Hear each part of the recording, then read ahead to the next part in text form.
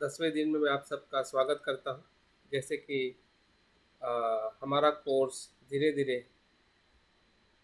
आगे की तरफ बढ़ते जा रहा है और हम विषय को अलग अलग पहलुओं में सैद्धांतिक तौर पे हो या अभी कुछ सप्ताह में 2 दिन इसका हमारा ध्यान सेशन है, उसके माध्यम से हम अपने अनुभव से भी हम उसको समझ कर देखने का प्रयास करते जा रहे हैं।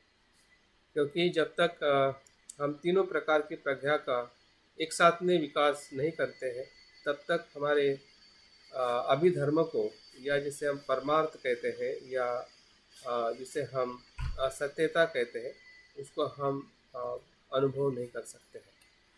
तो हमें सभी को पता है, जो श्रुत में प्रज्ञा मतलब ध्यान से सुनना या शब्दों को सही तरीके से समझना, उसके अर्थ को, उसके भावार्थ को, उसके जो संकेत है।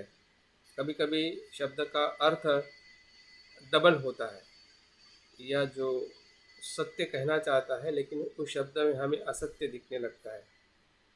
तो उसका संकेत सत्य बताने का होता है। जैसे कि शून्यता, तो शून्यता शब्द हमें संभ्रम निर्माण करता है, और हम शब्द से अगर अर्थ लेते हैं शून्यता का, तो कुछ भी नहीं है। लेकिन उसका संकेत कुछ भी नहीं है, ऐसा नहीं है। उसका संकेत है कि जो कुछ भी है अस्तित्व है, अपने आप में कुछ नहीं है, उसका स्वतंत्र अस्तित्व नहीं है, बाकी सब कुछ है। तो कितना गहरा उसके भीतर संकेत है। अगर उस शब्दों को अगर हम वैसा नहीं देखते हैं, नहीं पढ़ते हैं, तो वो शब्द हमारे लिए बहुत निराशा, हताशा या एक गलत दिशा में हमें वो शब्द लेके जा सकता है। तो इसलिए शब्दों को सुनते समय भी हमें जागरूक रहना है। इसलिए उसे श्रुत में प्रज्ञा कहा जाता है, या हम उसका अक्सर अनुभव लेते हैं जब भी हम धम्म पढ़ते हैं, सुनते हैं, चर्चा करते हैं, शब्दों को हम अ, सुनते हैं, उसके संपर्क में आते हैं। तो तब तब चिंतन तब तक श्रुत में प्रज्ञा विकसित होती रहती है। दूसरी प्रकार की प्रज्ञा है कि चिंतन में प्रज्ञा। जो चिंतन में प्रज्ञा हमें और थोड़ा स्वयं के अनुभव का परीक्षण करते हुए हमें और भीतर ले जाने के लिए मदद करती है। लेकिन ये प्रज्ञा हमें स्वयं ही स्वयं के लिए विकसित करनी होती है। श्रुत में प्रज्ञा विकसित करने की ज़रूरत नहीं होती है हमें स्वयं, क्योंकि हम बाहर से कुछ पढ़ते हैं, बाहर से कुछ सुनते हैं, जो सत्य के स्वरूप में संकलित है, सत्य के स्वरूप में संस्कारित है। लेकिन जब हम चिंतन में प्रज्ञा की तरफ आते हैं, तब वहाँ पे श्रुत में प्रज्ञा को भी हमें चैलेंज देना पड़ता है, या उसको तोड़ना पड़ता है, उसको विभाजन करना पड़ता है। उसके भीतर क्या सार है। जैसे कि हमने देखा था कि तिल में से तेल निकालना, वही चिंतन है। जैसे जैसे आप हर एक शब्द को सवाल करते हैं, या किसी भी अ, अ, अनुभव को जब आप भीतर से देखते हैं, मन को देखते हैं, काया को देखते हैं, सुख दुख को देखते हैं, तो उसके भीतर का जो स्वभाव जो है वो हमारे सामने प्रकट होने लगता है, समझने लगता है, जो चिंतन में प्रज्ञा से ही संभव है। अगर चिंतन में प्रज्ञा अगर हम विकसित नहीं करते हैं, तो हम अधिक आगे तक नहीं जा सकते। जिस प्रकार से मैंने शुरुआत में ही उदाहरण कहा कि अगर हमें संसार के भवसागर को पार करना है, दूसरे किनारे पे सत्य क्या है, उस सत्य का अगर अनुभव करना है, तो पहले किनारे की जो बंधी हुई रस्सी जो है उसको हमें छोड़ना पड़ेगा या ढीली करना पड़ेगा, ताकि हम भीतर गोता लगा सके, भीतर की तरफ जाके हम उस सुख के तरफ, उस सत्यता की तरफ हम आगे बढ़ सकें। इसलिए चिंतन में प्रज्ञा आज के ध्यान में हम ज़्यादा से ज़्यादा इस्तेमाल करने वाले हैं, या उसका उपयोग करने वाले हैं। चिंतन में प्रज्ञा के जो अलग अलग विश्लेषण है, पहलू है, उसके ऊपर मैं बीच में कुछ सैद्धांतिक रूप में आपसे मैं बात करूंगा कि किस प्रकार से हमें चिंतन करना चाहिए। लेकिन आज हम जो ध्यान हम करने वाले हैं, वह है चित्त मात्रता ध्यान है। कि 8 प्रकार के विज्ञान पे हमें चिंतन करना है, हमारे चित्त को अनुभव करना है कि किस प्रकार से 8 प्रकार का चित्त हमारे अस्तित्व में जुड़ा हुआ है या हम उससे जुड़े हुए हैं। जब हम अपने भीतर देखने के लिए कहते हैं, इसका मतलब हमारे भीतर क्या है वो देखते हैं। हम देख रहे हैं हमारे भीतर क्या है, मतलब हम उसके भीतर हैं। जब एक पक्ष को हम सुनते हैं, देखते हैं, तो उसका दूसरा पक्ष भी होता है। तो जब हम प्रयास करते हैं तो हमारे पास में एक ही पक्ष होता है। तो जब दूसरा पक्ष प्रकट होता है तो हमें लगता है कि ये तो मैंने सोचा ही नहीं था, ये कैसे आ गया। लेकिन उसी का ही वो दूसरा पक्ष होता है। अगर संसार है तो संसार को जैसे जैसे आप अनित्य देखोगे, उसके मूल स्वभाव में देखोगे, तो वहाँ से निर्वाण प्रकट होने लगेगा। तो आपको लगेगा कि निर्वाण तो मैंने सोचा ही नहीं था कि इसमें से ही प्राप्त होगा, लेकिन उसी से ही हमें अनुभव होने लगता है। तो ये एक प्रकार से हमारे चित्त की या सत्यता की एक क्वालिटी है कि जैसे जैसे हम भीतर देखते हैं वैसे वैसे सत्य जो है अपने आप प्रकट होने लगता है, जिसको हम खोज रहे हैं। तो हमारे उस खोज के प्रयास से हम जैसे उसके समीप जाते हैं तो उसका जो स्वरूप है वो हमें दिखने लगता है और उसका हमें अनुभव होने लगता है। तो ऐसे ही हमारे जो 8 विज्ञान से बना हुआ पूरा अस्तित्व, हमारे स्वयं का या पूरे इस विश्व और ब्रह्मांड का जहाँ पे भी रूप है, जहाँ पे भी चित्त है, जहाँ पे भी जीव है, जहाँ पे सभी ब्रह्मांड में पंचस्कंद है, पंचस्कंद से ये पूरा विश्व बना है। सजीव हो या निर्जीव हो, और सभी अस्तित्व में सत्यता का जो दर्शन है एक समान है। ऐसा नहीं कि अनित्य हमारे सिर्फ जीवधारी में है और जो भौतिक वस्तु है जिसमें जीव या अ, अ, जीवन नहीं है उसमें अनित्यता नहीं है।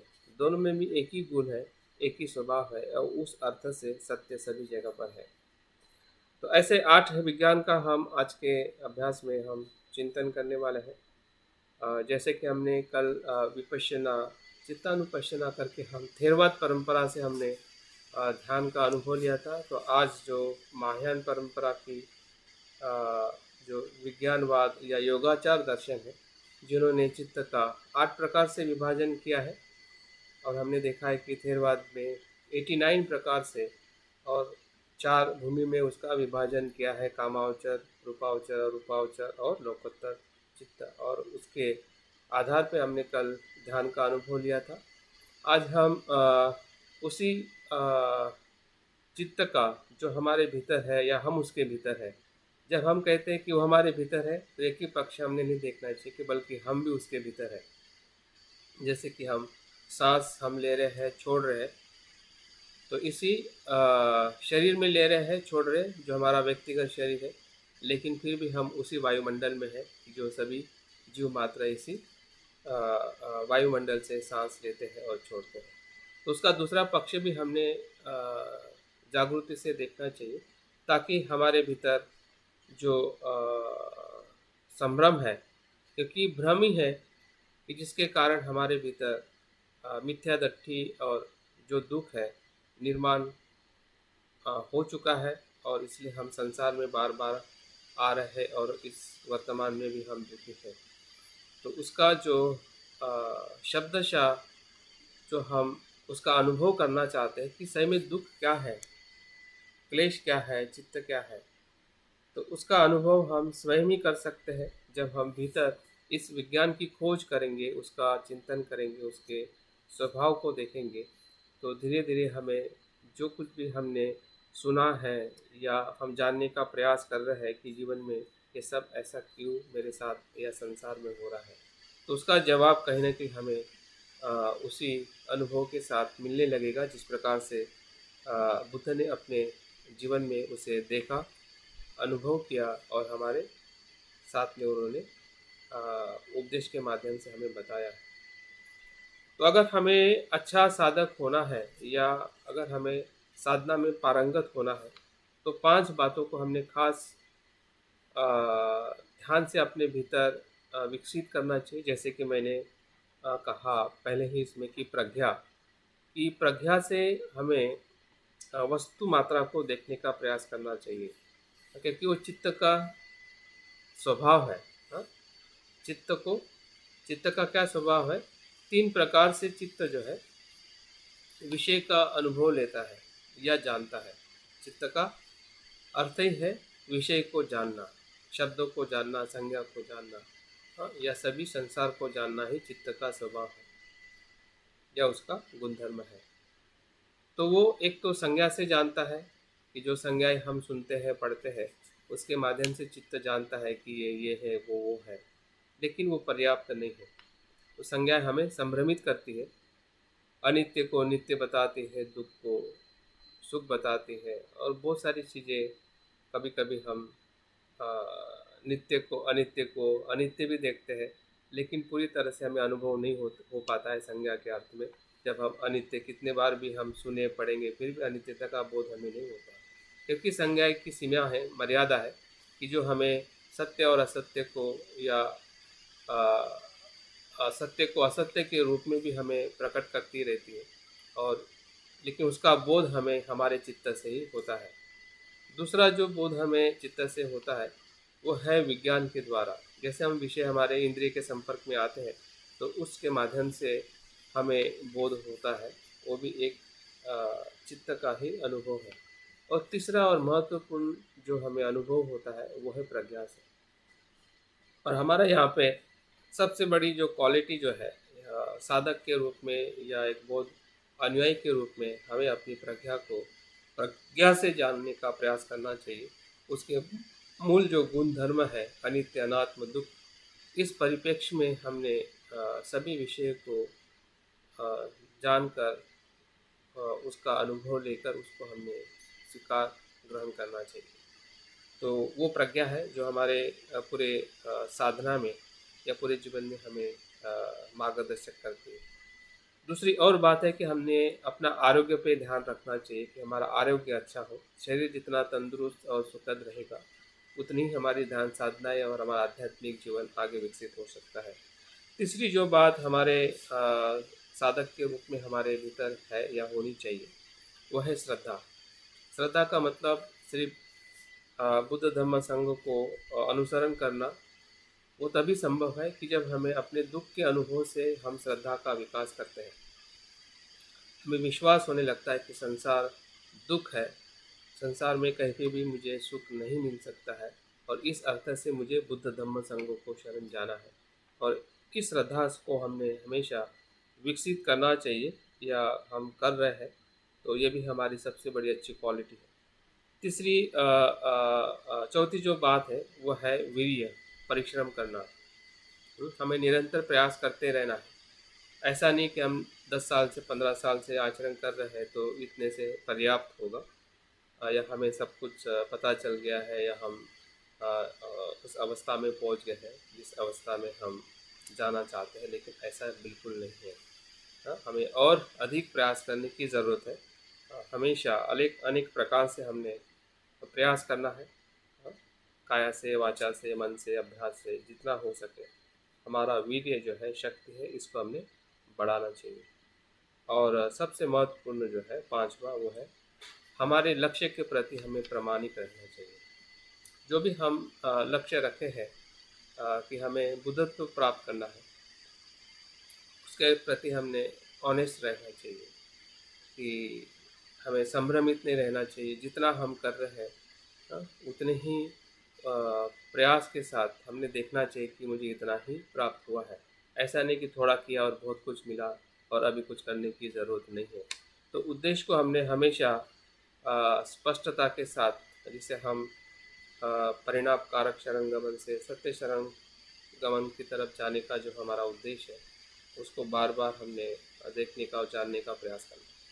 तो ये 5 प्रकार की जो पात्रता है हम अपने ध्यान साधना में या एक अच्छे बौद्ध व्यक्ति और बुद्ध होने के लिए हमें बहुत ही ज़रूरी है कि जो हमें ध्यान साधना में भी उसका इस्तेमाल करना है।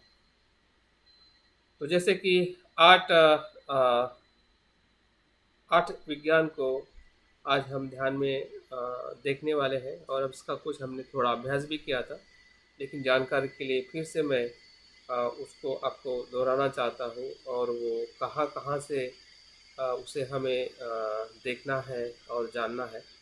जैसे कि हमें पता है कि जो चक्षु विज्ञान है, सभी के पास चक्षु है। स्रोत विज्ञान है, सभी के पास कान है। घ्राण विज्ञान है, सभी के पास नाक है। जीवा विज्ञान है, सभी के पास जीवा है। काया विज्ञान है, सभी के पास काया है, जो हमारे पूरे शरीर में फैली हुई है। और मनोविज्ञान है, सभी के पास में मन है, जो क्लेशों से भरा हुआ है, और कुशल और अकुशल दोनों धर्मों से भरा हुआ है। उसमें लोभ भी है, तो उसमें मैत्री भी है। तो ऐसा हमारा मनोविज्ञान है।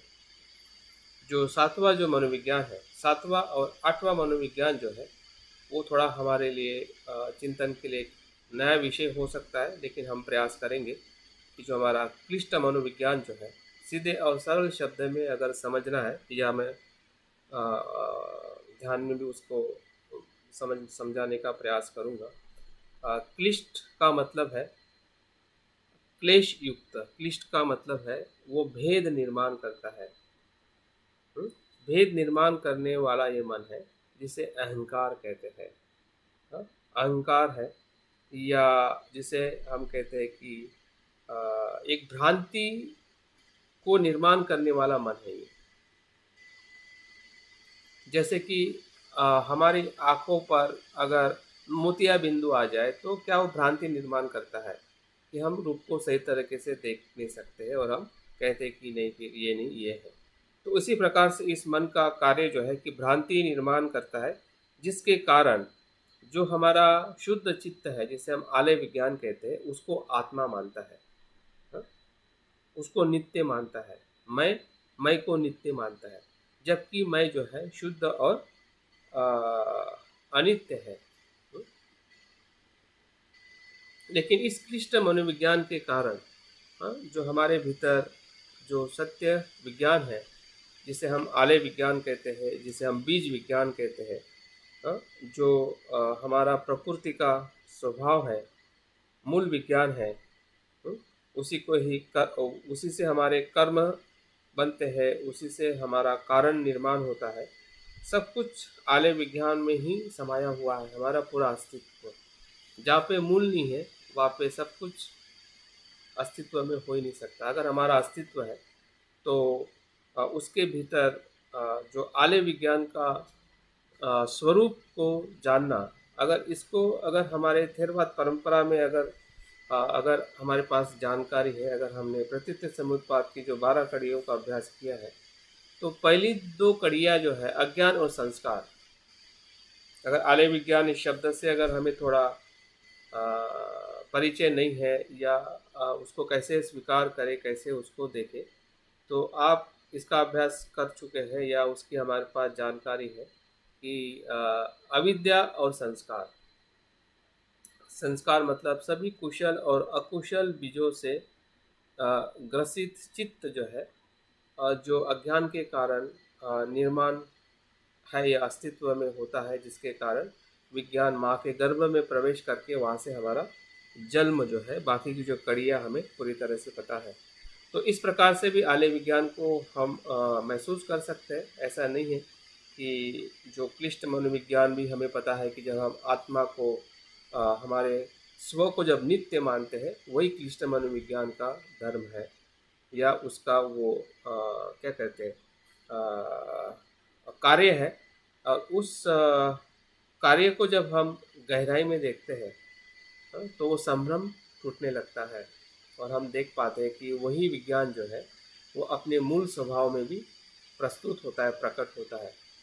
लेकिन उसको हम नहीं देखने की वजह से वो क्लिष्ट मनोविज्ञान सभी प्रपंच निर्माण कर रहा है। संसार जो भी बनाया है, या प्रपंच जो हम बना रहे हैं, इसी क्लिष्ट मनोविज्ञान के कारण, जिसको हम स्व की आसक्ति कहते हैं। हम बार बार स्व के आसक्ति से हम दूर होना चाहते हैं, मुक्त होना चाहते हैं। इसका मतलब क्लिष्ट मनोविज्ञान ने जो बचपन से लेके जो कुछ भी सुना, जो कुछ भी देखा, जो कुछ भी खाया, जो कुछ भी उसने विचार किया, हाँ, वो भ्रम से ही उसको सत्य माना है। हुँ? और उसी के ऊपर संसार बनाया है। हमने संसार किस पे बनाया? एक भ्रम पे बनाया। इसको उसको माया भी कहते हैं, भ्रम जाल भी कहते हैं। हाँ?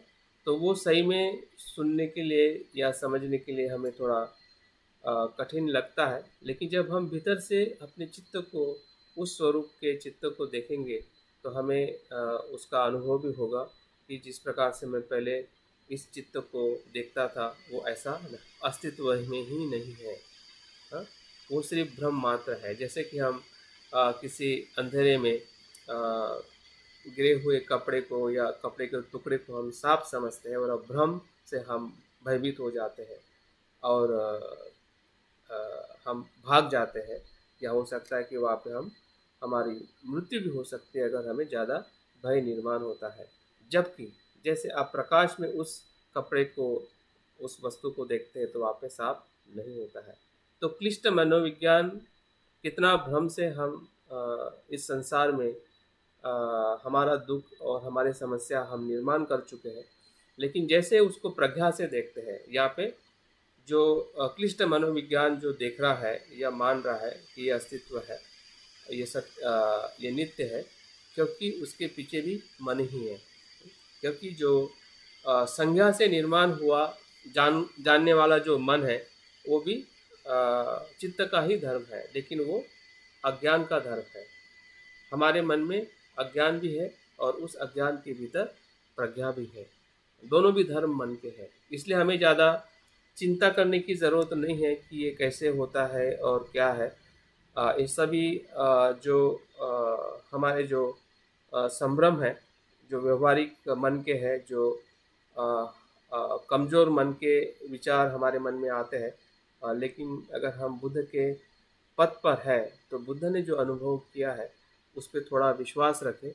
अपने श्रद्धा को या हमारे मन को थोड़ा हमने अवसर देना चाहिए। चलो हम इसका भी अनुभव करके देखते हैं कि वो क्या सच है या नहीं है। अगर सच है तो वहाँ से हम क्लिष्ट मनोविज्ञान को भी तोड़ के हमारे भीतर जो शुद्ध चित्त है, वही हमारा स्वभाव है, जिसे हम बुद्ध चित्त कहते हैं। हाँ, क्योंकि आलय विज्ञान में सभी प्रकार के बीज संग्रहित होते हैं, उसका भी हम अनुभव लेते हैं और हर क्षण में लेते हैं।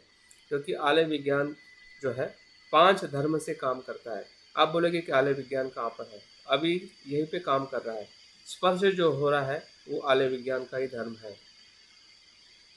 आपको शरीर को जो भी स्पर्श हो रहा है, कानों से शब्दों का स्पर्श हो रहा है, शरीर को कपड़े से स्पर्श हो रहा है, उस स्पर्श का होना ही आलय विज्ञान की वजह से है, क्योंकि वही उसका मूल धर्म है। आपके मन में मनस्कार निर्माण हो रहा है कि ये मुझे स्पर्श अच्छा लग रहा है इसलिए मैं पसंद करता हूँ, अच्छा नहीं लग रहा है इसलिए मैं उसको नापसंद करता हूँ। हाँ, जो उसके साथ में चले जाने का जो भाव निर्माण हो रहा है वही मनस्कार है।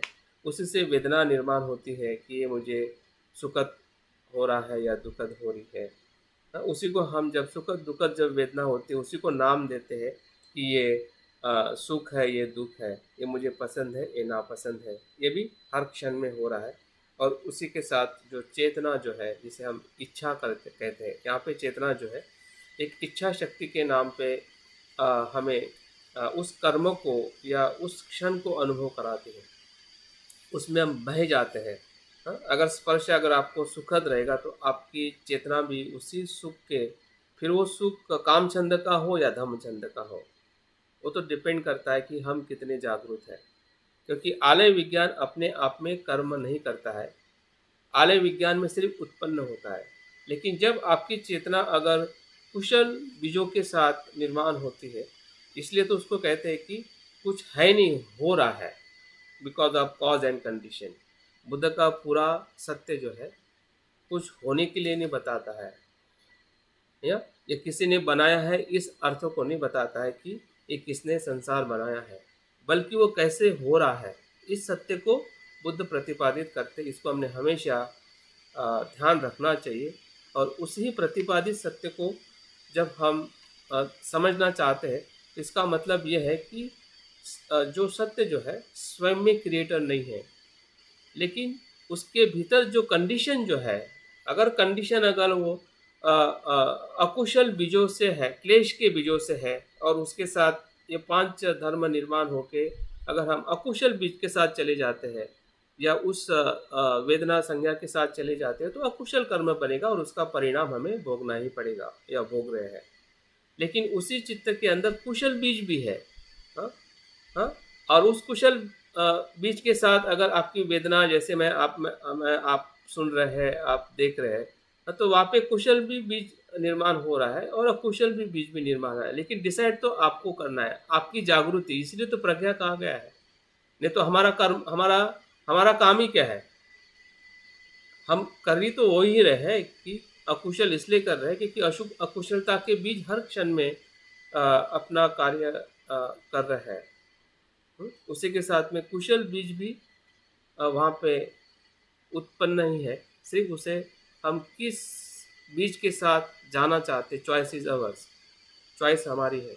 वहाँ पे बुद्ध वहाँ पे कुछ नहीं कर सकते हैं, इसलिए बुद्ध ने कहा कि अत्तदीपो भव। भले सत्य वहीं पे है, लेकिन वो सत्य आपको मदद नहीं करेगा, तो आपको स्वयं की जागृति और प्रज्ञा से ही उसको देखना है, और बाद में फिर मदद ही मदद है, फिर आपको किसी की ज़रूरत नहीं है, क्योंकि वो जो सत्य जो है वही आपको अंदर लेके जाएगा, क्योंकि प्रतीत्य समुत्पन्न है। हर कंडीशन दूसरे कंडीशन को निर्माण करके वो अकुशल अकुशल को निर्माण करके हमें दुख देती है, और जो कुशल है कुशल को निर्माण करके वो सुख देती है। वहाँ पे कोई कर्ता नहीं होता है, कंडीशंस होती है। और इसलिए वहाँ पे मैं मेरा, भले हम दान कर रहे हैं या शील का पालन कर रहे हैं, जैसे कि हम अभी कह रहे हैं कि मैं दान कर रहा हूँ, लेकिन जब हम उस कंडीशन से देखते वहाँ पे मैं होता ही नहीं है। हाँ, वो दान मैं इसलिए कर रहा हूँ क्योंकि वो मेरा स्वभाव है। बुद्ध मैत्री इसलिए नहीं करते हैं, करुणा इसलिए नहीं करते कि वो चाहते हैं, उसकी चाहत से वो मैत्री करुणा नहीं करते, क्योंकि उसका जो कुशल चित्त का जो बुद्ध का स्वभाव है या आलय विज्ञान का जो स्वभाव है, जब वो जानते हैं या उसमें हम प्रवेश करते हैं, तो वो अपने धर्मों को ही निर्माण करता है, मैत्री करना, करुणा करना, और वहाँ पे कोई मैं नहीं होता है। वही बुद्ध ने देखा है जिसे हम प्रतीत समुत्पाद कहते हैं। सब कुछ धर्म जो है, फिर वो अकुशल हो या कुशल हो, वो अपने कार्य कारण परिणाम से निरंतर वो कार्य करते रहते हैं। पूरा ब्रह्मांड इसी से चल रहा है, चलता था और चलते रहेगा। यही बुद्ध की सबसे बड़ी खोज है, जिसे हम धर्म काया कहते हैं, जिसे हम सत्यता कहते हैं। और महायान परंपरा ने अनेक शब्दों को नवाजा है। तथता कहा गया है, धर्म धातु कहा गया है, परमार्थ कहा गया है। हाँ, और थेरवाद परंपरा में उसे ही निर्वाण या बुद्ध या बोधिचित्त या जो भी शब्द हम सुनते हैं, पढ़ते हैं, उसी का ही एक श्रेष्ठ अनुभव है। तो मुझे लगता है कि जो बात मैं बताना चाहता था कि ताकि हम ध्यान में इतनी बातें मैं नहीं कर पाऊँगा, लेकिन आपके मेरे हम सबके व्यक्तिगत अनुभव पे जो भी हमें हम देख पाएंगे या देखने का प्रयास करेंगे, उससे निश्चित ही हमें इस ध्यान की जो अनुभूति है वो हमें ज़रूर होगी, जो हम आठ विज्ञान का, या जिसे हम चित्त मात्रता कहते हैं, कि चित्त ही सब कुछ है, चित्त ही चित्त से ही हम संसार निर्माण करते हैं, और चित्त ही सुख और दुख निर्माण करता है। तो वो कैसे है, क्या है, उसका हम अनुभव करने जा रहे हैं। तो कृपया अपने ध्यान के लिए अपने आप को तैयार कर लें। बैठक है और आपकी मन की पूर्व तैयारी।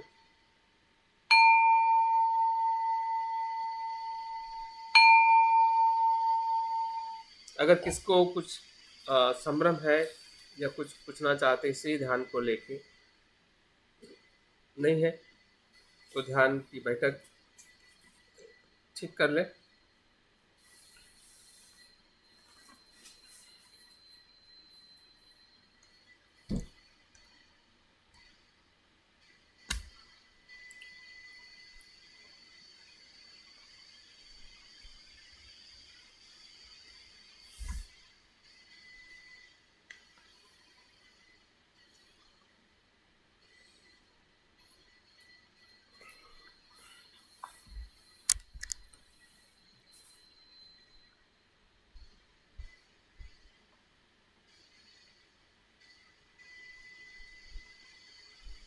देखिए कि आपकी बैठक आपने ठीक तरह से ले ली है,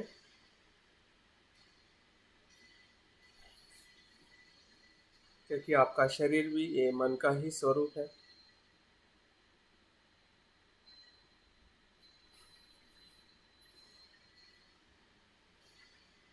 क्योंकि हमारे पांचों इंद्रिय इसी शरीर के साथ निरंतर बने हैं।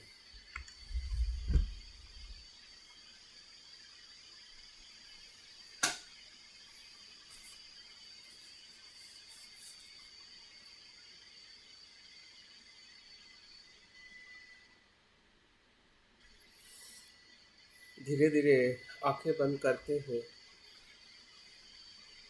ध्यान के लिए पूर्व तैयारी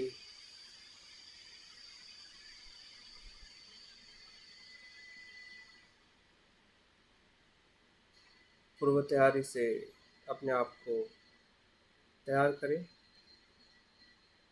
बैठक का अवलोकन करें कि हम सुख से और तनाव मुक्त बैठे हैं। जो भी हमारा आसन है, जिस जगह पर बैठे हैं, उसकी स्मृति बनाए रखें।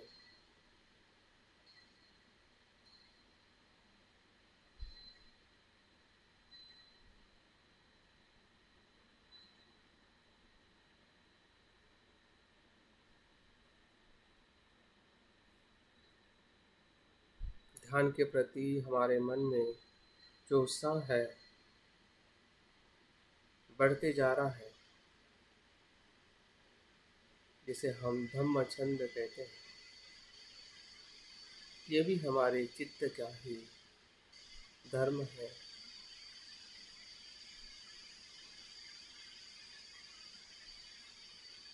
जो हमारे मन के भीतर से क्षण प्रति क्षण उत्पन्न हो रहा है, लय होके फिर से उत्पन्न हो रहा है।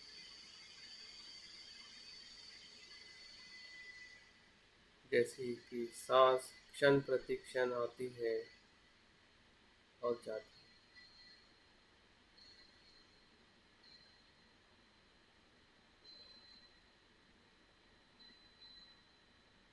हमारे भीतर जो श्रद्धा है उसका भी अनुभव करें।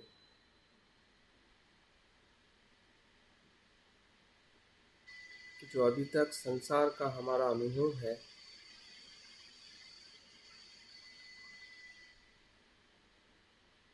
उस अनुभव से हमारी श्रद्धा बढ़ते जा रही है कि जिस संसार में मैं सुख ढूंढ रहा था वो दुख ही दुख है। भले मेरा जन्म हो,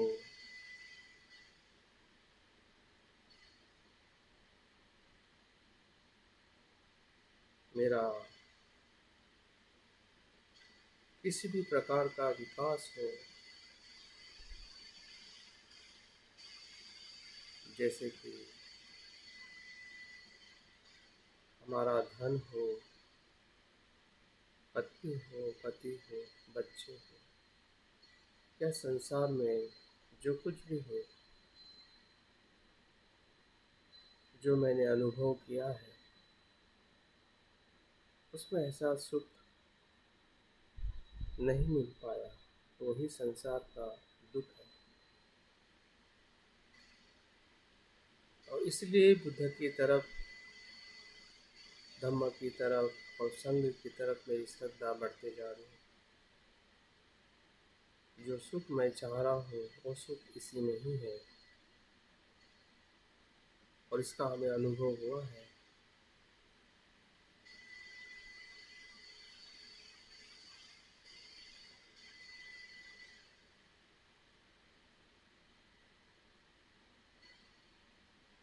देखिए हम वीर्यवान हैं, हम निरंतर प्रयास करते हैं।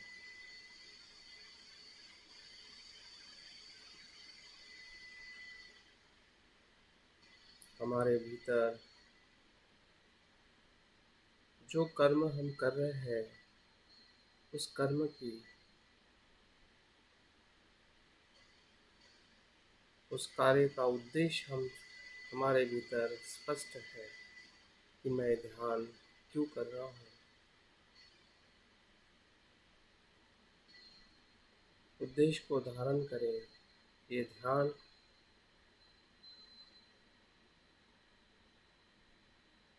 मेरे चित्त को प्रज्ञा से देखने के लिए किया जा रहा है।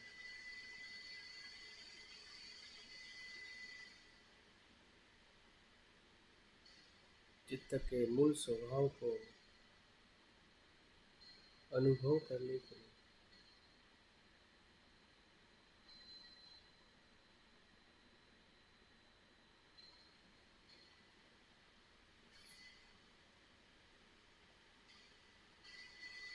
जैसा हमारा उद्देश्य है उसी उद्देश्य की तरफ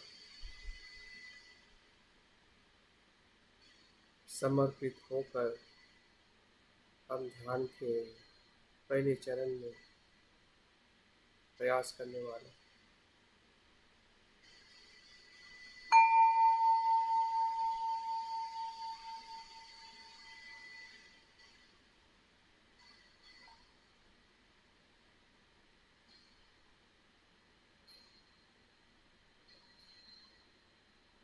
इस पहले चरण में कुछ क्षण के लिए हमारी स्मृति को और सूक्ष्म बनाइए। सांस के स्पर्श को देखते देखते जानिए और देखिए। सांस आ रही है, स्पर्श करके भीतर जा रही है, स्पर्श करके बाहर आ रही है।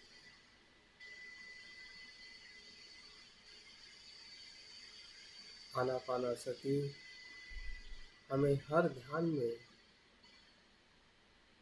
जागरूक होने के लिए और भीतर जाने के लिए हमें मदद करती है।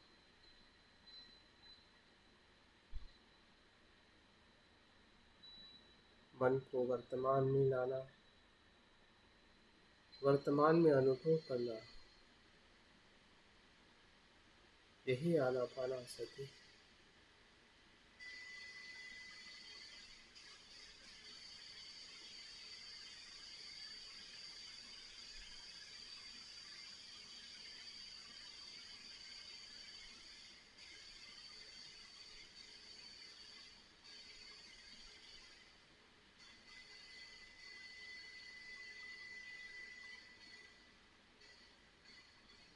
जैसे जैसे हम स्मृतिमान हो रहे हैं वैसे वैसे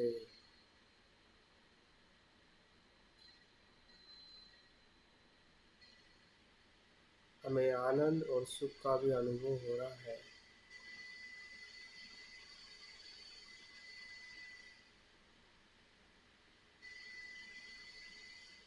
सांस को देखने का आनंद और उसी के साथ मन की शांति।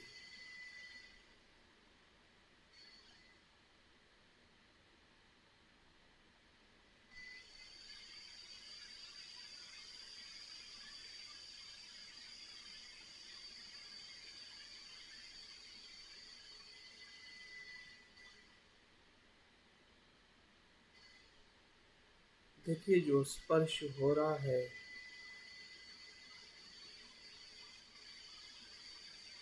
इस स्पर्श की जो अनुभूति है हमारे चित्त से ही हो रही है।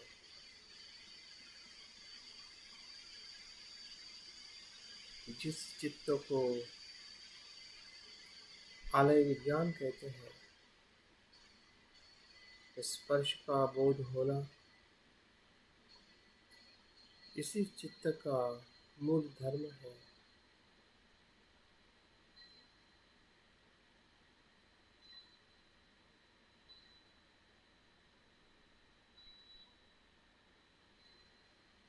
हमारे आलय विज्ञान को पूरे अस्तित्व में हर एक क्षण में उससे हमें अनुभव करना है। सांस का स्पर्श, स्पर्श का अनुभव,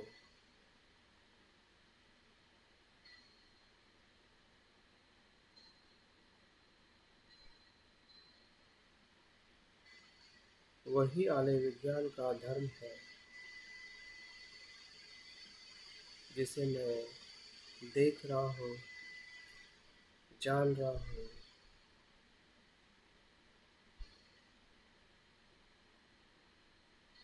और वैसा ही अनुभव कर रहा हूँ।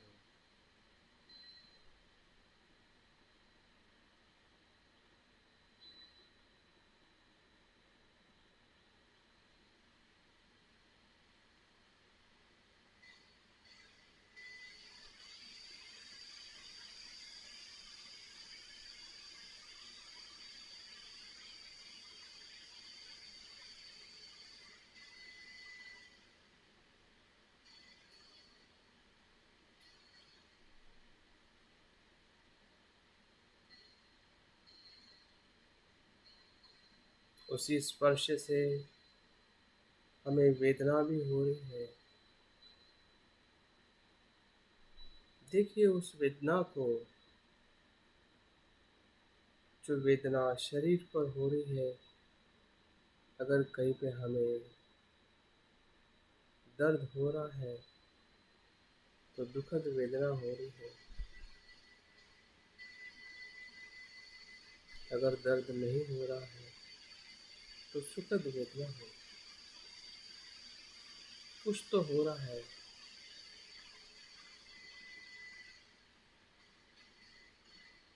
अगर शरीर में ऐसा कुछ भी नहीं दिखाई दे रहा है तो मन के भीतर भी देखे, कुछ द्वेष का भाव या लोभ का भाव,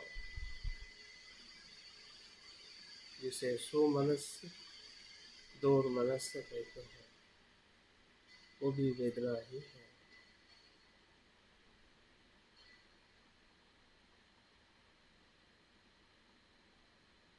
मन में आने वाले विचार अगर लोभ के हैं, उसका स्पर्श हो रहा है कुछ भूतकाल के विषयों का, भविष्य काल के विषयों का, तो स्पर्श भी वेदना निर्माण कर रही है। उस विषय के लिए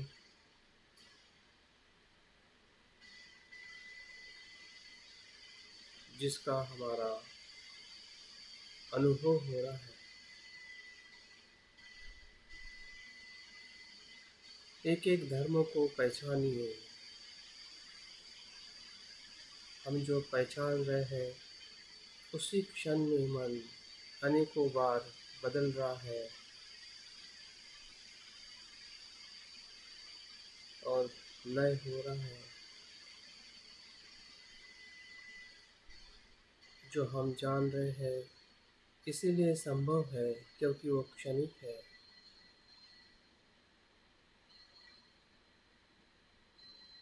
जो हम देख रहे हैं वो मन की सत्यता है।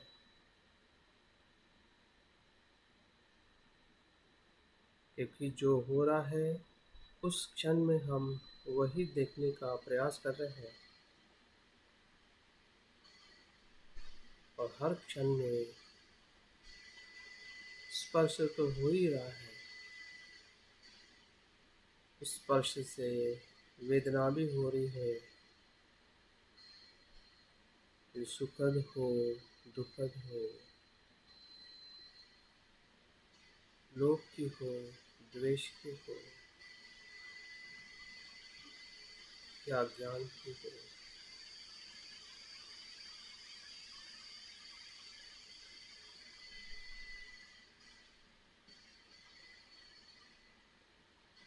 देखिए जैसे वेदना को हम जानते हैं उसी क्षण में हम संज्ञा को भी जानते हैं। क्योंकि उस वेदना को हम नाम देते हैं जो निर्माण हो रही है।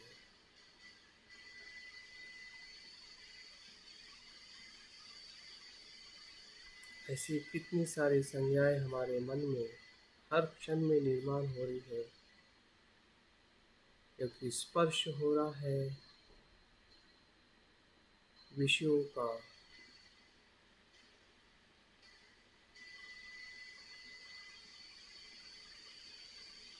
जो मन में उत्पन्न हो रहे हैं। ऐसे सभी विषय उसका हमें स्पर्श हो रहा है, संपर्क हो रहा है, उसी से वेदनाएं निर्माण हो रही है।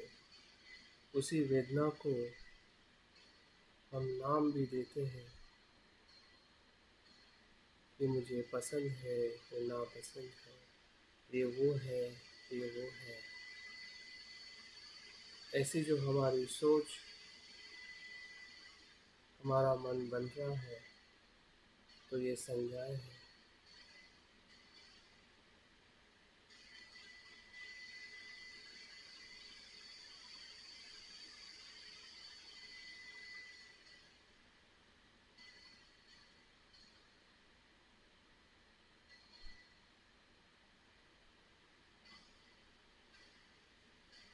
देखिए, कुछ तो समझ में आ रहा है।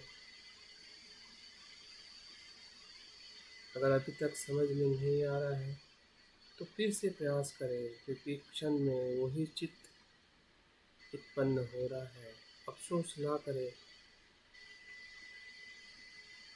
कोई भी कल्पनाएं निर्माण हो रही है, मन भटक रहा है, तो सभी इसी विज्ञान को, इसी चित्त से उसे हमें देखना है। इसी चित्त में घटित हो रहा है।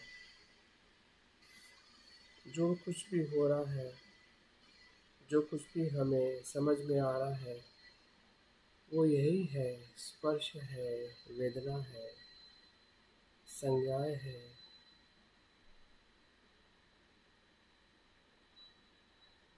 और उसी संज्ञा से चेतना निर्माण हो रही है। उसे इच्छा निर्माण हो रही है कि उसके तरफ जाने की या उसके तरफ नहीं जाने की, उससे पकड़ने की या उससे भागने की। यही चेतना है। देखिए, जो भी धर्म निर्माण हो रहा है, भले वो शरीर में हो, वेदना के रूप में, या मन में आने वाले अनेकों विचार, कुछ वर्तमान के हो सकते हैं, कुछ हमारे पूर्व अनुभव भी हो सकते हैं। सब कुछ इसी चित्त में बीज रूप में घटित हो रहा है, क्योंकि यही चित्त सभी का मूल है, कर्म का मूल है, कारणों का मूल है।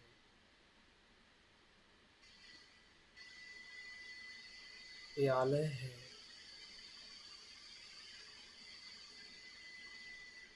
सभी बीजों का, भले वो कुशल हो या अकुशल, सभी क्लेश, सभी शुद्धता इसी चित्त में है। और इस चित्त का धर्म क्षण प्रतिक्षण स्पर्श, वेदना, संज्ञा, चेतना और मनस्कार। मनस्कार का उस स्पर्श के अनुभव को अनुसरण करना, उसके साथ एक रूप हो जाना।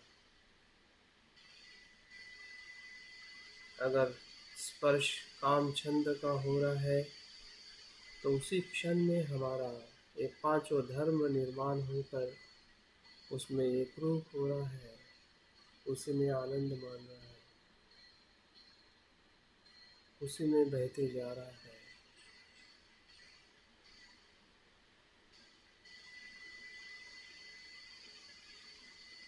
अगर बीज में, विषय में मैत्री है,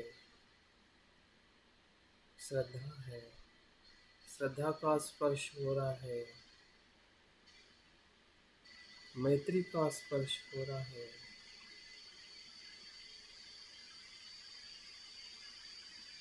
कुशल बीजों का स्पर्श हो रहा है, तो इस क्षण में हम उधर बहते जा रहे हैं। हमारा चित्त कुशल बीजों में बहते जा रहा है,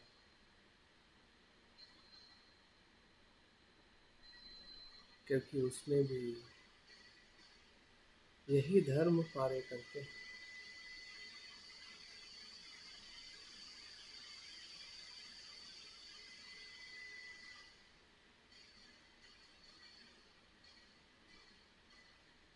इसमें मनस्कार ही अपना निर्णय लेता है, कुशल के साथ जाए या कुशल के साथ। उसे योनिसो मनस्कार कहते हैं।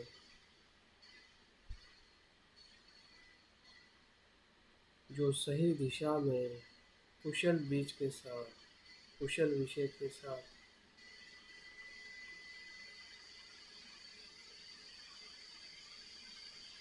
आगे बढ़ता है, अगर उसी क्षण में योनिसो मनस्कार आता है,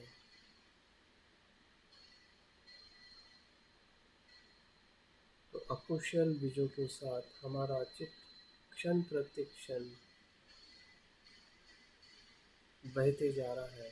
चिंता ना करें, अगर हमारे मन में लोभ, द्वेष, किसी भी प्रकार के भाव निर्माण हो रहे हैं, हमें तो सिर्फ जानना है कि आलय विज्ञान अपने मूल स्वभाव में कैसे कार्य कर रहा है।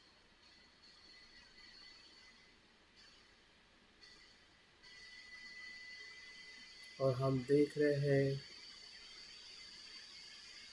कुशल बीज हो या कुशल, सभी में 5 धर्म क्षण प्रति क्षण निर्माण होने से ही हमें अनुभव हो रहा है। इसका निर्माण होना भी स्वतंत्र नहीं है, एक घटक से उत्पन्न नहीं होता। इसमें 5 घटक एक ही क्षण में निर्माण होते हैं और लय होते हैं, और फिर से दूसरा कुछ निर्माण हो जाता है, प्रतीत्य समुत्पन्न है। उसका भी हमें देखते देखते अनुभव हो रहा है। यही प्रज्ञा है।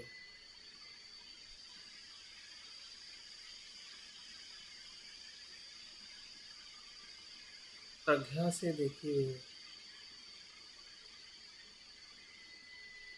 जो हमारी संज्ञा का अनुभव था,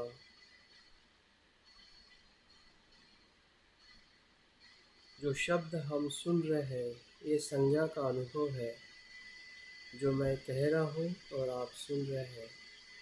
लेकिन उस अनुभव को भी छोड़ दीजिए और अपने स्वयं की प्रज्ञा से देखिए।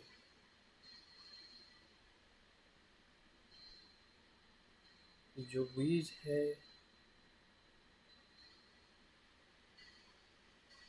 अपने आप में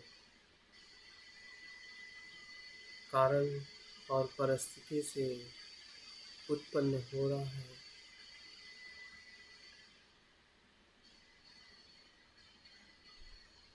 और लय हो रहा है। उसका स्वभाव और उसकी प्रक्रिया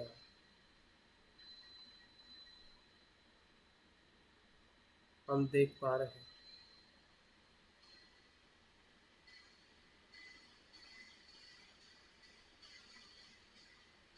जो पूरे शरीर और पूरे विचारों में क्षण प्रति क्षण उसी के अनुभव से हम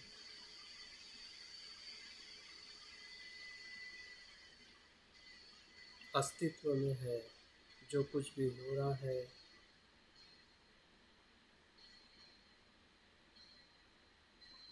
जो कुछ भी विचार उत्पन्न हो रहे हैं,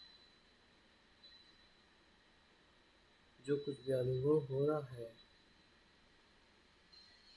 वो इसी चित्त से, इसी चित्त में, इसी चित्त के द्वारा। इसलिए बुद्ध कहते हैं कि मनोपुबंगा धम्मा मनोसिद्धा मनोमया। सभी धर्म चित्त से ही उत्पन्न होते हैं।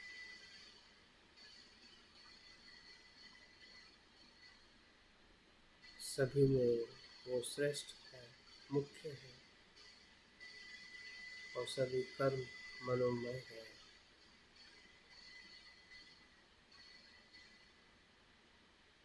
कर्म ही मन है, मन ही कर्म है।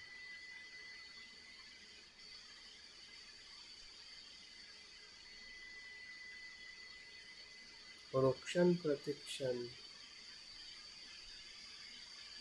अपनी प्रक्रिया से उत्पन्न होते हैं और लय होते हैं।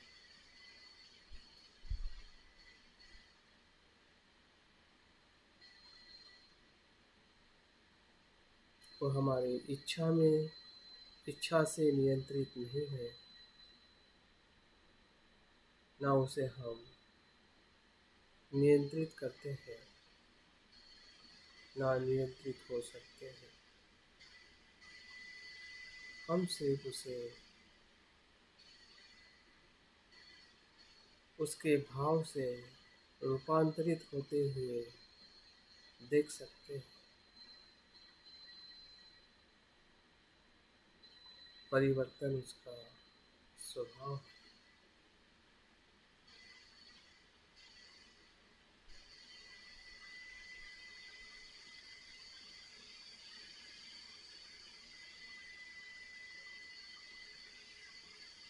कि हमारा आलय चित्त एक महासागर की तरह है।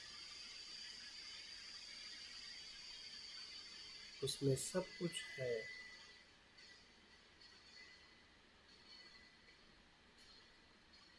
सभी प्रकार के बीज है। वो अपने आप में शुद्ध भी है और अशुद्ध भी।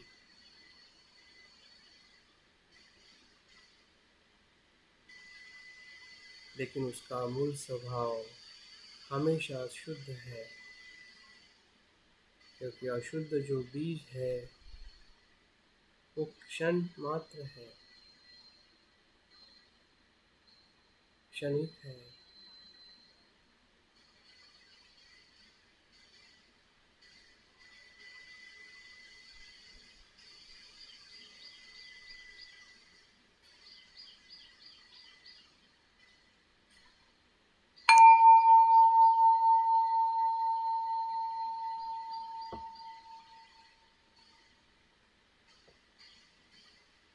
ध्यान के दूसरे चरण में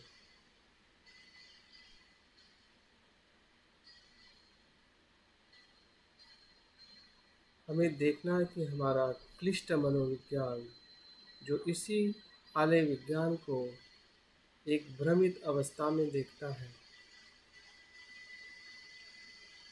जो हमारे मन में संस्कार हुए हैं और उसी संस्कारों को हमने सत्य मान बैठे हैं, और उसी से हम अपने शुद्ध या मूल स्वभाव को देखते हैं कि वो नित्य है। ऐसा देखने वाला हमारा मन, जो क्लिष्ट मनोविज्ञान है, उसका भी परीक्षण करें। देखिए कि हमारा मन किस प्रकार से आत्म भाव को अनुभव करता है।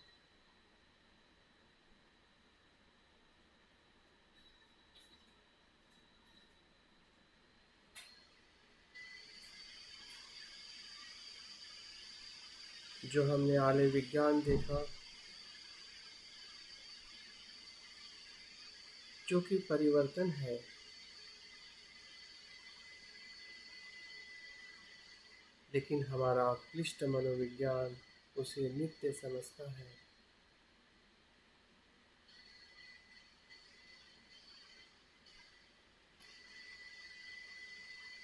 हमारे स्व आसक्ति के कारण, नित्य मानने के कारण, कि क्लिष्ट मनोविज्ञान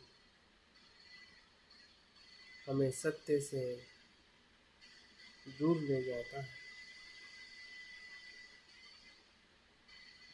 वो सत्य का विरोधक है,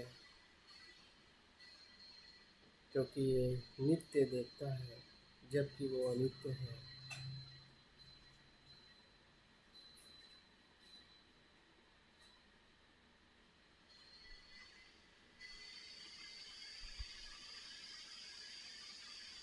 ये मनोविज्ञान भी इसी आलय विज्ञान का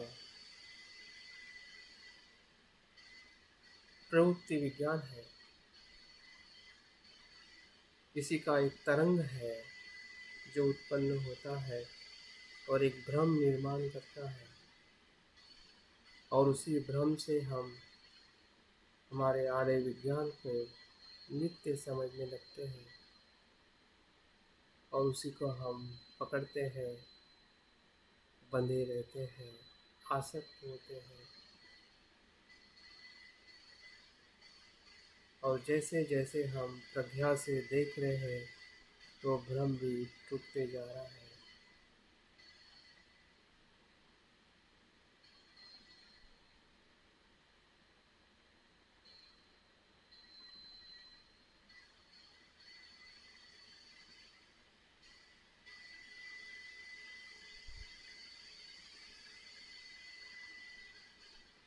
और यही क्लिष्ट मनोविज्ञान आत्म भाव को देखने वाला अनात्म भाव को देखने लगता है।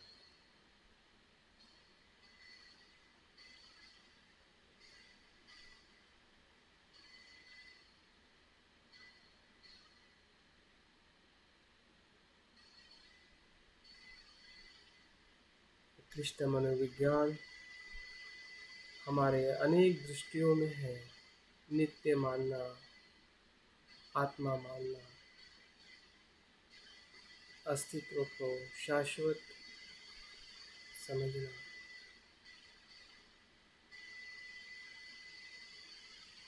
वस्तुओं के विषयों की आसक्ति रखना,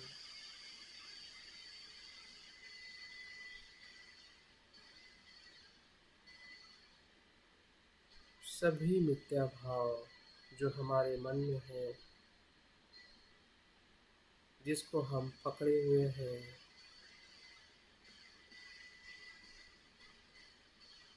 जो सत्य को देख नहीं पा रहा है, देख नहीं सकता है, वो सभी क्लिष्ट मनोविज्ञान से घटित हो रहा है।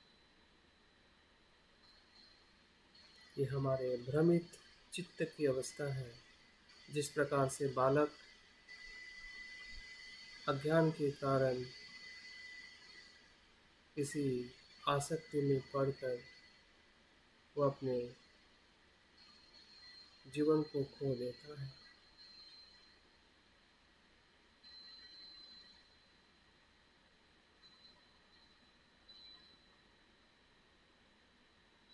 क्लिष्ट मनोविज्ञान एक प्रकार की माया है, प्रपंच है, आसक्तियों का प्रपंच। क्योंकि विषयों को हम, मैं को हम नित्य मानते हैं, ये भ्रम निर्माण करता है, जबकि विषय अनित्य है, मैं भी अनित्य है।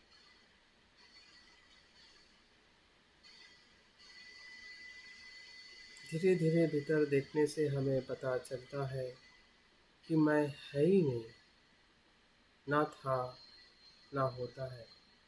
पूरे विश्व में जो भी घटनाएं घटित हो रही है अनात्म भाव से होती है। जैसे कि आकाश को हम जब देखते हैं तो हम दिशा निर्धारित करते हैं कि ये पूरब है, पश्चिम है, और निर्धारित दिशा को ही हम सत्य मान बैठते हैं, जबकि वो दिशाएं अस्तित्व में ही नहीं है। लेकिन जो दिशाएं हम बनाते हैं उसी दिशाओं के आधार पे हम संसार बनाते हैं।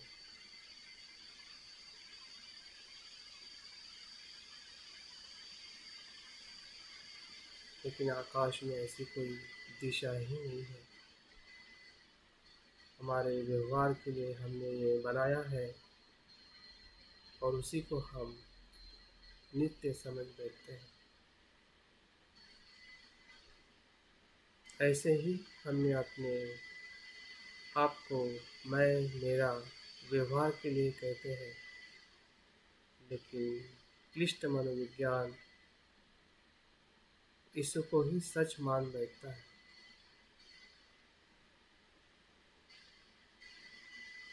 ये बाल मनोविज्ञान है,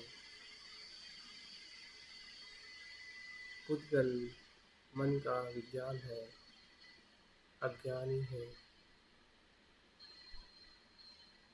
जाल में फंसाने वाला है। जो हम फंस चुके हैं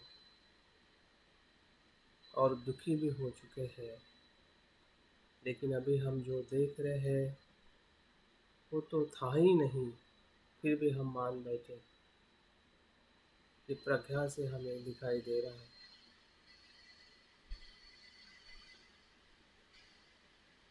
क्योंकि हमने आलय विज्ञान को देखा है जो अपने धर्म में उत्पन्न होता है और लय होता है। भले वो शरीर, मन में या किसी भी पूरे अस्तित्व में, यही उसका धर्म है, अनित्य और अनाथ।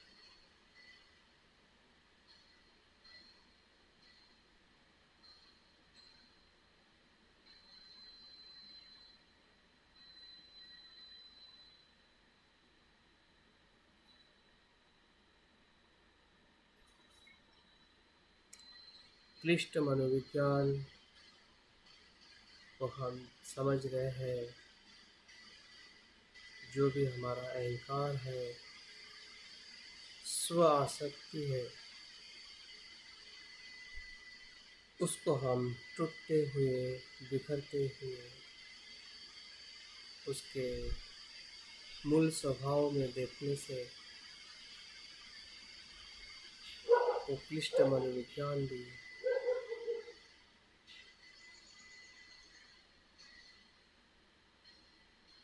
शुद्ध हो रहा है।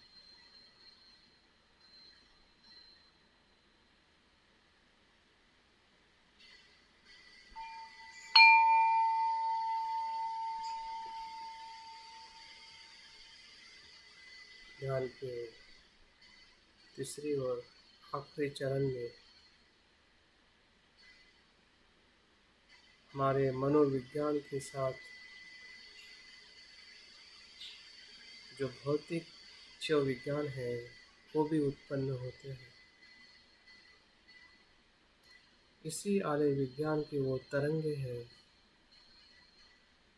जो भीतर बीज उत्पन्न होता है। स्पर्श, वेदना, संज्ञा, चेतना और मनस्कार के माध्यम से अगर वो कुशल बीज है तो कुशल मनोविज्ञान निर्माण हो रहा है। इस क्षण में अगर भीतर बीज अकुशल बीज के साथ उत्पन्न हो रहा है तो अकुशल मनोविज्ञान निर्माण, जो भी निर्माण हो रहा है वो जानिए कि उसके वो स्वभाव, धर्म और प्रतीत से उत्पन्न है। वो आपकी इच्छा से निर्माण नहीं हो रहा है, वो अपने कारण और परिस्थिति से निर्माण हो रहा है। होने दीजिए। आप सिर्फ देखिए प्रज्ञा से और आनंद और मुक्ति का अनुभव लीजिए।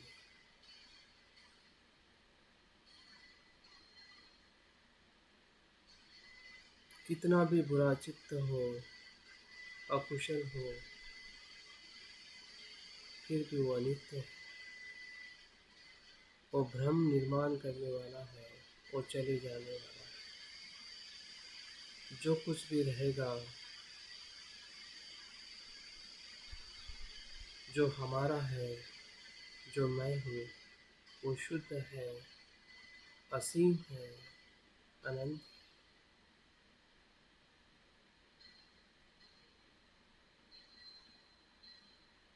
मन में लोभ भी निर्माण हो रहा है, होने दीजिए, क्योंकि उसके बीज हमारे आलय विज्ञान में है। धीरे धीरे कुशल बीज का संचय हो रहा है। क्षण प्रति क्षण हमारे मन में जो कुशल भाव आ रहा है, क्योंकि कुशल बीज ऊपर की तरफ आ रहे हैं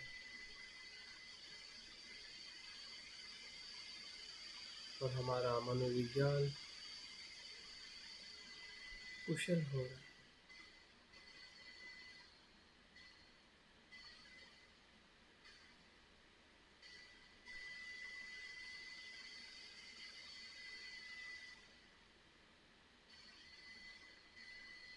इसी मनोविज्ञान के आधार पर हमारे पांचों इंद्रिय कार्य करते हैं।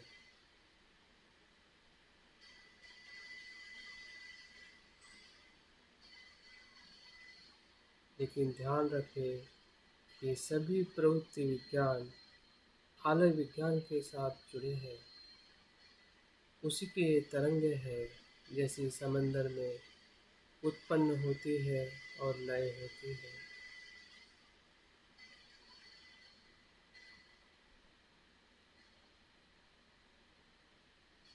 चक्षु विज्ञान को देखिए। जो कुछ भी हमने देखा है, उसी विषय के स्पर्श हमारे मन में होते हैं।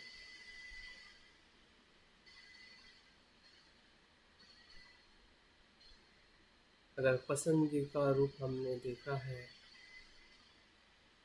तो वैसा भाव निर्माण होता है।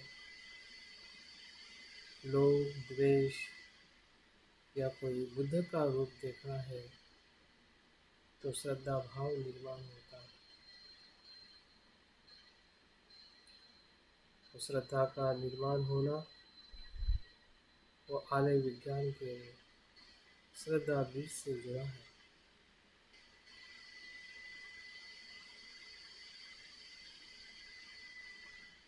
स्रोत विज्ञान को देखिए। जो आप सुन रहे हैं, शब्दों को, ध्वनि को, उससे भी चित्त निर्माण हो रहा है। उसमें भी स्पर्श है, वेदना है, संज्ञा है, चेतना है, मनस्कार है। जो जान रहा है वो आपका स्रोत विज्ञान है, और जिसके साथ जुड़ा है वो आपका मनोविज्ञान और आलय विज्ञान है।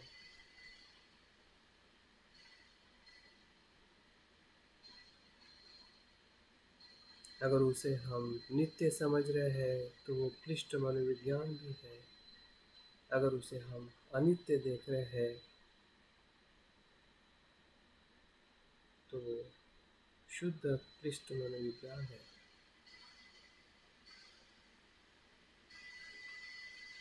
अनात्म है। जो आप सुन रहे हैं, उसमें सुनने वाला कोई कर्ता नहीं है, एक प्रक्रिया मात्र है। प्रतीत समुत्पन्न है, जो घटित हो रहा है और जो अनुभव हो रहा है।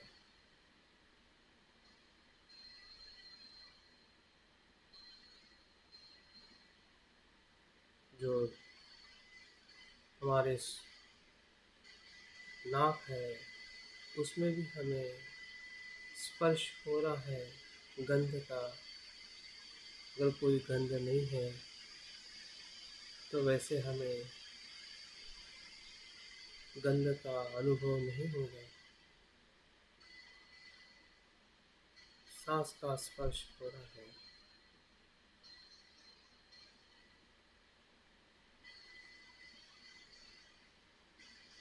अगर हमारे पूर्व के अनुभव है गंध के, वो भी हमारे मन में उत्पन्न हो सकते हैं, होते हैं। उसके प्रति भी हमारा आकर्षण, तृष्णा निर्माण होती है। तो वो भी निर्माण होना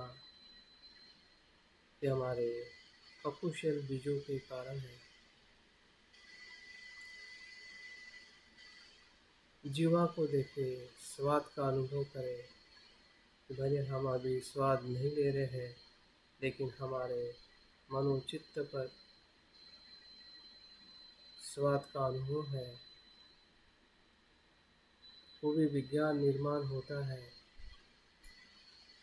हमारे पूर्व अनुभव से, क्योंकि उसका कारण भी आलय विज्ञान है।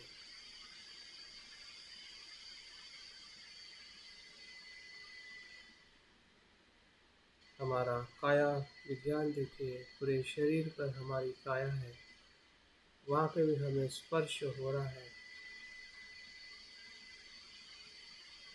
और स्पर्श के कारण हमें अनुभव हो रहा है कि वो सुखद है, दुखद है। अगर उसके प्रति अगर हमें लोभ निर्माण हो रहा है, द्वेष निर्माण हो रहा है, तो अकुशल चित्त निर्माण हो रहा है। अगर उसे हम नित्य समझ रहे हैं तो क्लिष्ट मनोविज्ञान भी वहाँ पे उत्पन्न हो रहा है। लेकिन जब हम उसके प्रतित्य समुत्पन्न को देखते हैं कि कार्य कारण भाव से निर्माण हो रहा है और वो अनित्य है, अनात्म है, तो सब कुछ अकुशलता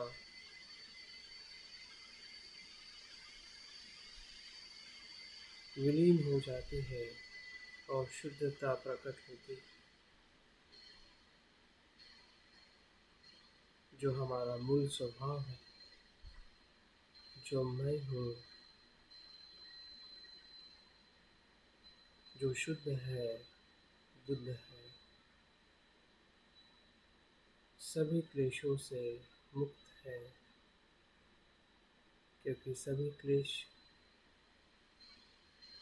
उत्पन्न और लय धर्मीय है।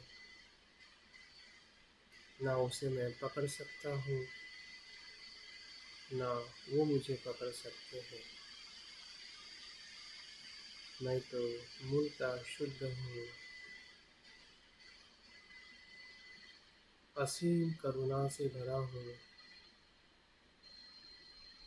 मैत्री से भरा हूँ।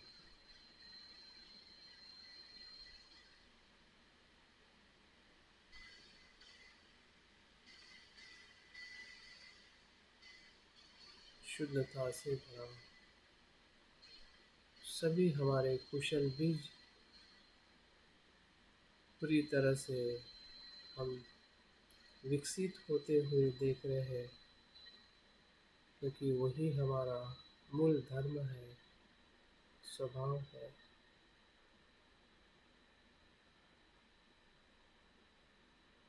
जिसे तथागत गर्भ कहते हैं, धर्म धातु कहते हैं, निर्वाण का अनुभव कहते हैं।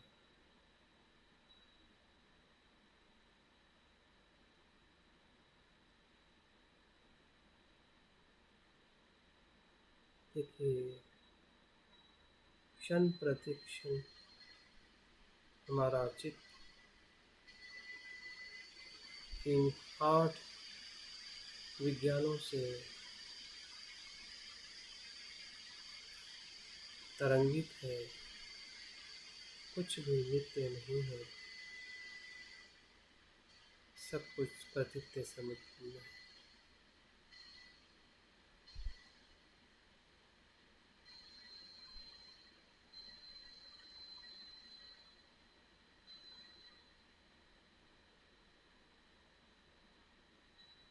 और जो प्रतीत्य समुत्पन्न है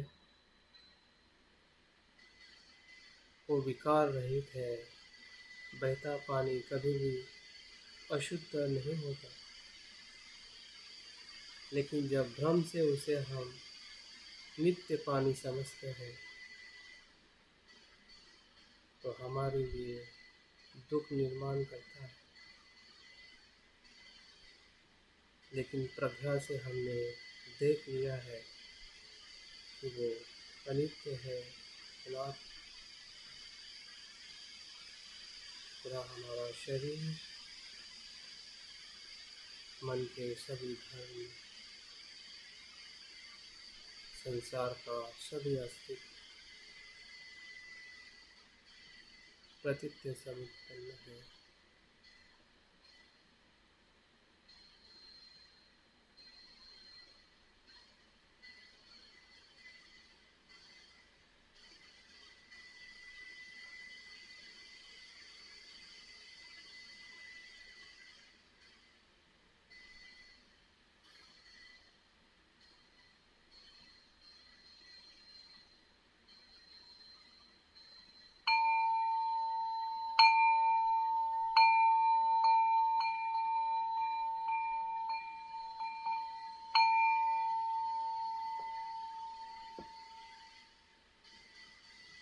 धीरे धीरे ध्यान को समापन करने के पूर्व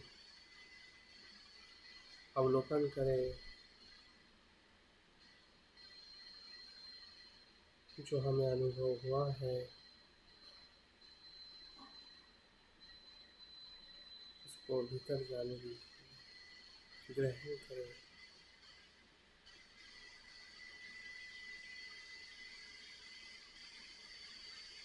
और संकल्प करें इस अनुभव को बनाए रखने के लिए मैं काया वाचा मन से कुशल कर्म करूं और अकुशल कर्म का परित्याग करूं।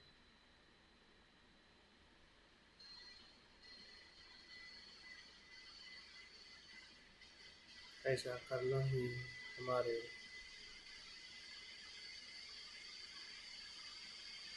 आलय चित्त का अनुभव करना है, क्योंकि वही कर्म स्थान है, कारण स्थान है और बीज का संग्रह है। कुशल और अकुशल सभी बीजों।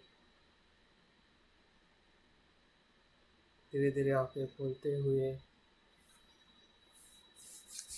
ध्यान को समाप्त करें और यही स्पर्श जो हम कर रहे हैं और जो हमें वेदनाएं हो रही है, इसी का संबंध हमारे मूल विज्ञान के साथ जुड़ा है।